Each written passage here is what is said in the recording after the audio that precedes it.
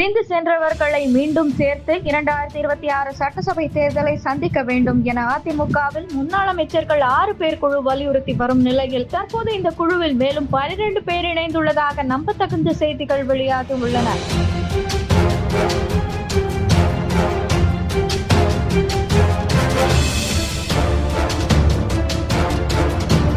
நாடாளுமன்ற தேர்தலில் 22% ஓட்டுகள் மட்டுமே பெற்று அதிமுக தோல்வியடைந்த நேரத்தில் பிரிந்தவர்களை சேர்க்க வேண்டும் என்ற பேச்சு எழுந்தது. முன்னாள் அமைச்சர்கள் செங்கோட்டையன், சி.வி. சண்முகம், வேலுமணி, தங்கமணி, நத்தம் விஸ்வநாதன், கே.பி. அன்பழகன் ஆகியோர் தனிக்குழுவாக சென்று சேலத்தில் பழனிசாமியை சந்தித்து பேசினர்.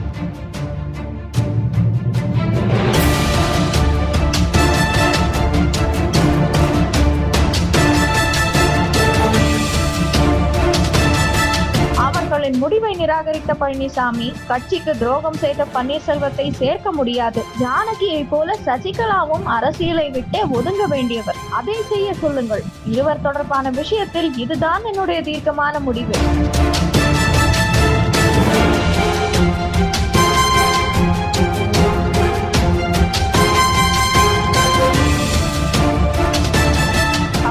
இருவரை எந்த ரூபத்தில் கட்சியில் சேர்த்தாலும் அது கட்சிக்கு தான் கெடுதல். அப்படி ஒரு ஏற்பாட்டுக்கு ஒப்புக்கொள்ள மாட்டேன் என அறுதியிட்டு உறுதியாக பழனிசாமி கூறிவிட்டார். இந்த சந்திப்புக்கு பின் அந்த 6 முன்னாள் அமைச்சர்களுடன் பழனிசாமி அதிக நெருக்கம் காட்டுவதில்லை என்றும் கட்சி தொடர்பாக எந்த ஆலோசனையும் கேட்பதில்லை என்றும் சொல்லப்படுகிறது.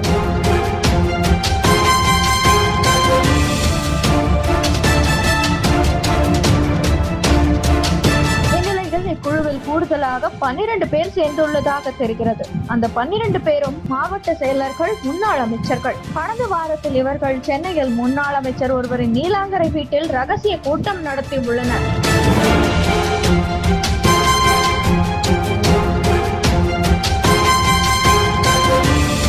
பன்னீர்செல்வம் சசிகலாவை மீண்டும் கட்சியில் சேர்ப்பது குறித்தும் பழனிசாமியை வழிக்கு கொண்டு வருவது குறித்தும் விவாதித்துள்ளதாக தகவல் பரவி இருக்கிறது. இது குறித்து அதிமுக நிர்வாகி ஒருவர் கூறுகையில், பிரிந்தவர்களையும் கட்சிக்கு மீண்டும் கொண்டு வந்து அனைவரையும் ஒன்று சேர்க்க விரும்பும் குழுவின் பலம் தற்போது 18ஆக அதிகரித்துள்ளது. அதனால் அவர்களின் கருத்தை கேட்க வேண்டிய நெருக்கடி பழனிசாமிக்கு ஏற்பட்டிருக்கிறது.